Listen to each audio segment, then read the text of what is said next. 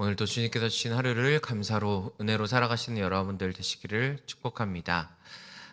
오늘은 본문 말씀을 가지고 낮추시고 높이신다라는 제목으로 말씀을 나누겠습니다. 오늘 시편은 아삽의 시편입니다. 이 시편은 히스기야 왕 때 아수르, 당시의 강대국이었던 아수르가 침입하였을 때 불렀던 노래를 시편으로 옮겨놓은 것이라고 보통 이제 이야기합니다. 세상을 주관하시는 하나님을 찬양하는 시편입니다. 하나님의 때에 하나님의 심판이 임할 것을 말씀하시면서 오늘 좀 역설적인 이미지를 가지고 하나님의 행하심을 표현하고 있습니다. 우리 3절 말씀 한 번 더 읽어보겠습니다. 땅의 기둥은 내가 세웠거니와 땅과 그 모든 주민이 소멸되리라 하시도다. 땅의 기둥이라는 표현은 당시에 사람들이 이제 이 세계가 어떻게 생겼는지를 어떻게 생각했는지를 보면 알 수 있는데, 당시에 이 사람들은 이제 평평한 원반처럼 세상이 생겼다고 생각을 했다고 합니다. 그러니까 지구가 이렇게 널쩍한 거죠. 그리고 그 널찍한 원반을 어떤 기둥이 받치고 있다. 기둥이 어떤 이제 원반을 올려놓은 듯한 세상이 그렇게 생겼다고 생각을 했다고 합니다. 그래서 하나님이 이 세상을 지탱하고 유지하고 있는 기둥을 세우셨다라고 말씀을 하시는 거예요. 이 세상은 하나님이 존재하고 또 유지하게도 하시지만 그와 반대로 이렇게 기둥으로 하나님께서 세우셨는데 반대로 이 또한 소멸하신다라고 이야기를 하십니다. 배경적으로 봤을 때는 강대국이었던 아수르가 아무리 강할지라도 하나님이 일하시면 그들이 무너질 수 있다, 무너지게 될 것이다 라고 이야기를 하고 계신 것입니다. 결국 이 하나님의 선포처럼 세상의 모든 것은 결국 사라지고 또 없어지게 되기 마련이지만 하나님의 것은 우리에게 영원히 세워지는 줄로 믿습니다. 이 3절의 어순을 좀 원문의 어순을 살려서 이야기를 해보면 이 앞뒤가 사실은 이제 뒤집어져 있어요. 그래서 직역하면 이런 뜻이 됩니다. 땅과 그 모든 거민이 흔들릴 때 그것의 기둥들을 견고히 잡은 이는 바로 나다라는 뜻이 됩니다. 그러니까 세상이 흔들리고 내가 흔들리고 혼란스러운 이 세상이 아무리 있을지라도 하나님의 것은 굳건히 세워질 것이다 라는 하나님의 선포가 있는 것이죠. 우리가 서 있어야 하는 곳, 우리가 머물러야 하는 곳이 바로 이 하나님의 기둥, 하나님께서 이 세상이 다 사라진다 하더라도 유지하시고 또 붙드시는 바로 그곳이 우리가 서 있어야 하는 곳인 줄로 믿습니다. 또한 하나님은 낮추시기도 하시고 또 높이시기도 하신다라고 말씀합니다. 우리 6절과 7절 말씀 이어서 한번 읽어보겠습니다. 물은 높이는 일이 동쪽에서나 서쪽에서 말미암지 아니하며 남쪽에서도 말미암지 아니하고 오직 재판장이신 하나님이 이를 낮추시고 저를 높이시느니라. 4절에 보면 오만한 자들이 나오고요, 5절에 보면 교만한 목이라는 표현들이 나옵니다. 이들이 교만하고 오만할 수 있었던 이유는 하나님을 무시하고 살아갔기 때문이죠.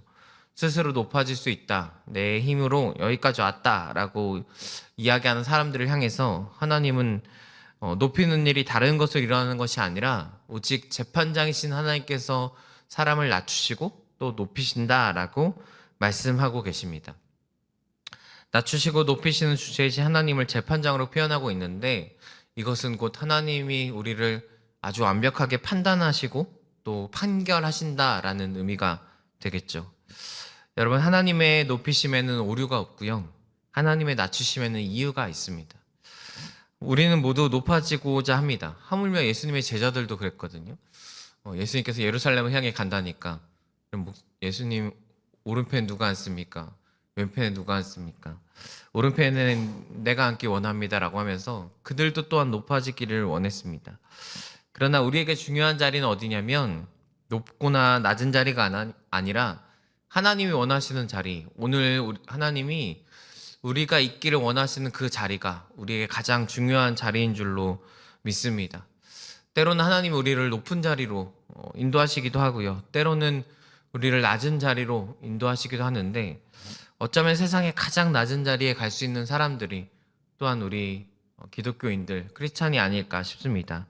하나님께서 그것을 보내신다면 순종하며 나아가야 하는 것이 또한 우리의 삶이 되지 않을까 싶습니다. 하나님이 우리의 삶을 보시고 높여주신다면 내 힘이 아니라 하나님이 우리를 높이셨음을 기억하면서 여러분 겸손히 나아가시는 여러분들 되시기를 축복합니다. 하나님이 만약 우리의 삶을 보시고 오늘 나를 낮춰 가신다면 또한 우리가 그것을 겸허히 받아들이고 섬김의 마음으로 나아가시는 여러분들이 되시기를 축복합니다. 이 세우시고 소멸하시는 하나님, 낮추시고 높이시는 하나님이 이 하나님의 심판이 일하심이 멀지 않았음을 오늘 말씀에 이야기합니다. 우리 마지막으로 8절 말씀 함께 읽겠습니다. 여호와의 손에 잔이 있어 술 거품이 일어나는도다. 속에 섞은 것이 가득한 그 잔을 하나님이 쏟아내시나니 실로 그 찌꺼기까지도 땅의 모든 악인이 기울여 마시리로다. 이런 구절이 뭔가 시편만에 있는 독특한 느낌의 구절인 것 같아요. 하나님을 어떤 사람으로 또 설명하면서 이 말씀을 잘 보면 이제 하나님의 손이 있는데 그 손 안에 술잔이 하나 있고 이 술에 거품이 일어납니다. 이렇게 딱 잡고 있는데 갑자기 물이 이제 보글보글 끓는 거예요. 이게 무엇을 표현한 것 같으신가요? 하나님의 분노를 이제 나타낸 겁니다. 이렇게 손잔에 있고 이렇게 열이 이렇게 전달되어서 하나님이 막 분노하시면서 이게 막 부글부글 끓고 있는 거죠. 이 끓고 있는 걸 쏟아내신다. 그래서 모든 악인들이 그걸 마신다는 건데 악인들이 뭐 파티를 연다는 게 아니라 하나님의 진노가 이 부글부글 끓는 거지 세상의 악인들이 피할 수 없는 그곳에 다 쏟아진다라는 의미로 표현되어지고 있습니다. 곧 하나님의 일하심이 이 땅 모든 곳에 쏟아지게 될 것을 의미하고 있는 것입니다. 우리의 삶도 우리가 살고 있는 이 세상도 이런 심판이 곧 멀지 않았음을 느끼게 됩니다. 이제 곧 대림절이 다가오고 초림과 재림 사이에 살아가는 우리의 삶이 어쩌면 이 재림이 점점 멀어지고 마치 예수님 오시지 않을 것처럼 살아가지만 정말 그날이 도적같이 갑자기 오신다라고 분명히 말씀하여 주셨던 것처럼 우리가 그때가 멀지 않았음을 곧 오심을 기억하면서 하나님의 심판이 있을 때 내가 악인의 자리가 아니라 의인의 자리로서 그날을 기꺼이 기쁨으로 맞이할 수 있는 여러분들 되시기를 축복합니다. 하나님의 기둥에 굳건히 내 삶을 세우시고 하나님의 이끄심에 기꺼이 내 삶을 들여가면서 오늘도 그 재림의 날을 향하여 나아가시는 여러분들 되시기를 축복합니다. 기도하겠습니다.